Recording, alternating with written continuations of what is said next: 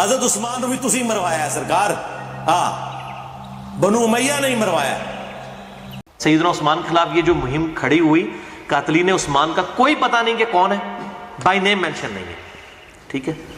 اور جو لوگ صحابہ کے بارے میں کہتے ہیں، مطلب وہ ظاہر ہے کہ اس مہم کو چلانے والے تو تھے، وہ صحابہ کے نام آتے ہیں، وہ مولانا اسحاق صاحب اپنی طرف سے تو نہیں کہہ رہے، ابن کثیر نے بھی لکھا ہے، اسی طریقے سے اسود الغابہ میں موجود ہے۔ دیکھیں یہاں پہ جو شخص الزام لگاتا نا کہ صحابہ اس میں تھے، اس کی یہ ذمہ داری ہے کہ کوئی صحیح ثبوت پیش کرے۔ یہ کہ فلاں تاریخ میں لکھا ہے، فلاں نے کیا، کوئی اسحاق جعلی پتہ نہیں کون اس نے بول دیا، یہ کون سا ثبوت ہے بھائی؟ یہ کون سا ثبوت ہے کہ فلاں نے بول دیا، فلاں کتاب میں لکھا؟ صحیح سند کے ساتھ، صحیح ریفرنس کے ساتھ کوئی ایسی گواہی ہونی چاہیے، کوئی ایسی شہادت ہونی چاہیے کہ صحابہ کرام معاذ اللہ اس میں شریک تھے، لیکن ایسی کوئی ایک بھی روایت موجود نہیں ہے کہ کوئی ایک صحابی اس معاملے میں شریک ہو۔ اس لیے علم گلم حوالے دے کے اور صحابہ کرام کو بدنام کرنا یہ بہت بڑی جسارت ہے، اور یہ بہت بڑی بددیانتی ہے کہ بغیر کسی ثبوت کے صحابہ کرام رضی اللہ تعالیٰ عنہ پر جو ہے کیچڑ اٹھا دیا، بلا وجہ ان کو اس میں ملوث قرار دیا جائے۔ ایک مجرم، اقبالی مجرم، مصنف ابن ابی شیبہ کی روایت ہے، مالک اشر کہتا ہے کہ ہم نے مارا ہے، اور اس شخص نے اتنا جو ہے آتنک مچایا کوفہ سے آ کر، اور وہ جیسے بندوں کے لیے عمر رضی اللہ تعالیٰ کے بہنوئی سعید رضی اللہ تعالیٰ جو مبشر بالجنہ ہے، جنتی صحابی ہیں، صحیح بخاری کی روایت ہے، انہوں نے کہا ہے کوفیو تم نے عثمان بن عفان کے ساتھ جو کیا ہے نا، یہ کہتا ہے قاتل منشن نہیں ہے۔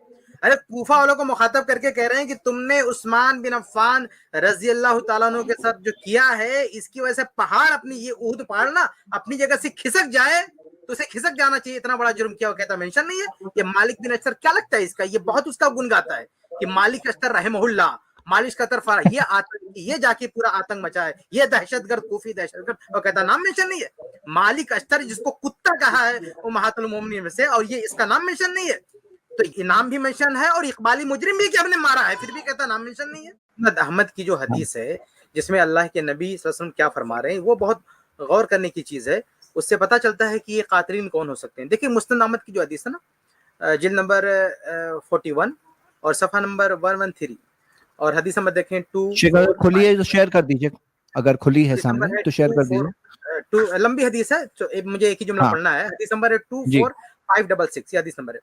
اس میں اللہ کے نبی صلی اللہ علیہ وسلم فرماتے ہیں کہ یا عثمان، اے عثمان، ان اللہ عز وجل عسى ان يلبسك قمیصا، کہ انشاءاللہ اللہ تعالیٰ تمہیں قمیص پہنائے گا، فَإِنْ أَرَادَكَ الْمُنَافِقُونَ عَلَى خَلْعِهِ، اگر منافقین تمہاری یہ قمیص اتارنا چاہیں۔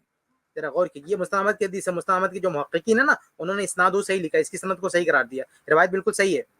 تو اس میں اللہ کے نبی صلی اللہ علیہ وسلم کہہ رہے ہیں، ان سے اللہ کے نبی سے بڑی بات کس کی ہو سکتی ہے، جو چیز حدیث میں کلیئر ہو گئی کہ کون ان کو قتل کرے گا، کون ان کے خلاف جائے گا، تو اللہ کے نبی سب کو منافقین بول رہے ہیں۔ اور کیا صحابہ منافق ہو سکتے؟ کوئی نہیں سکتا۔ صحابی اور منافق ایک دوسرے کی ضد ہے، کوئی منافق صحابی ہو نہیں سکتا۔ تو اللہ کے نبی صلی اللہ علیہ وسلم خود فرما رہے ہیں کہ فَإِنْ أَرَادَكَ الْمُنَافِقُونَ عَلَى خَلْعِهِ، کہ اگر منافقین ارادہ کریں گے کہ یہ قمیص اتار دو، فَلَا تَخْلَعُهُ حَتَّى تَلْقَانِي، تو مرتے دم تک اس قمیص کو تم نہیں اتارنا، یعنی مر جانا لیکن شہید ہو جانا، لیکن اس قمیص کو مت اتارنا، منافقین کے کہنے پہ یہ قمیص مت اتارنا۔ چنانچہ عثمان بن عفان رضی اللہ تعالیٰ عنہ نے شہید ہونا گوارا کر لیا، دنیا سے چلے گئے، لیکن انہوں نے خلافت سے ہٹے نہیں، کیونکہ اللہ کے نبی صلی اللہ علیہ وسلم نے یہ ان کو کہہ رکھا تھا کہ منافقین اگر کہیں تو اس سے کیا پتہ چلتا ہے کہ یہ صحابہ نہیں ہو سکتے۔ عثمان رضی اللہ تعالیٰ عنہ کے کا قتل کرنے والے صحابہ نہیں ہو سکتے، اس کے پیچھے جو بھی سازش ہے وہ منافقین کی ہے۔ اور جو اللہ کے نبی صلی اللہ علیہ وسلم کے رازدار صحابی تھے، جنہیں فتنوں کے بارے میں بہت معلومات تھی، انہوں نے یعنی حذیفہ رضی اللہ تعالیٰ نے، حذیفہ رضی اللہ تعالیٰ نے تو باقاعدہ پیشین گوئی کر دی کہ ان کو مارنے والے سب جہنمی ہوں گے۔ چنانچہ امام فسوی کی جو کتاب ہے المعرفہ والتاریخ، جلد 2 صفحہ نمبر 762 پر دیکھیں گے، اس کی سند مسلم کی شرط پر صحیح ہے، بالکل صحیح روایت ہے۔ اس میں یہ ہے کہ انہوں نے، حذیفہ رضی اللہ تعالیٰ عنہ نے جب یہ بلوائی گئے تھے ان کے گھر پہ، عثمان بن عفان رضی اللہ کے گھر پہ گھیراؤ کر لیا، انہوں نے کہا کہ یہ عثمان بن عفان شہید ہو جائیں گے، اس معاملے میں عثمان بن عفان رضی اللہ عنہ شہید ہو جائیں گے۔ تو حذیفہ رضی اللہ تعالیٰ عنہ سے پوچھا گیا، کہا گیا کہ فَأَيْنَ ہوا کہ پھر عثمان بن عفان رضی اللہ تعالیٰ عنہ کا انجام کیا ہوگا؟ لوگ ان کو شہید کر دیں گے تو ان کا معاملہ کیا ہوگا؟ فرمایا جنہ، کیا فرمایا؟ فی الجنہ، عثمان بن عفان رضی اللہ تعالیٰ عنہ جنت میں ہوں گے۔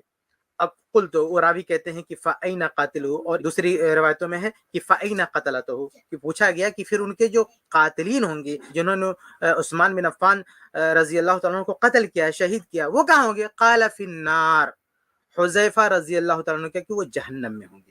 تو دیکھیے اللہ کے نبی صلی اللہ علیہ وسلم نے بھی ان کو منافقین کہا ہے، اور حذیفہ رضی اللہ تعالیٰ عنہ جہنمی بول رہے ہیں ان کے قاتلین کو، اور ان کو جو ہے بات کا شخص کوئی آ کے بولتا ہے کہ نہیں وہ صحابہ تھے، استغفر اللہ۔ کوئی پتہ نہیں کہ قاتلین عثمان کون تھے، کوئی پتہ نہیں۔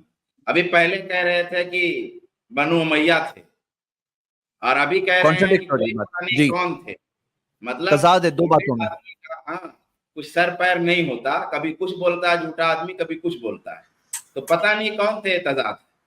دوسری بات یہ ہے کہ نام مینشن نہیں ہے۔ ارے بھائی نام ہے نا، کتنے لوگوں کو نام ہے۔ اقبالی مجرم کھڑا ہے، وہ کہتا ہے کہ حضرت شیخ، ہم نے شیخ کو مارا ہے، اور یہ کہتا ہے کہ نام میں بارک اللہ فی آئی پلس ٹی وی اختلاف کا حل۔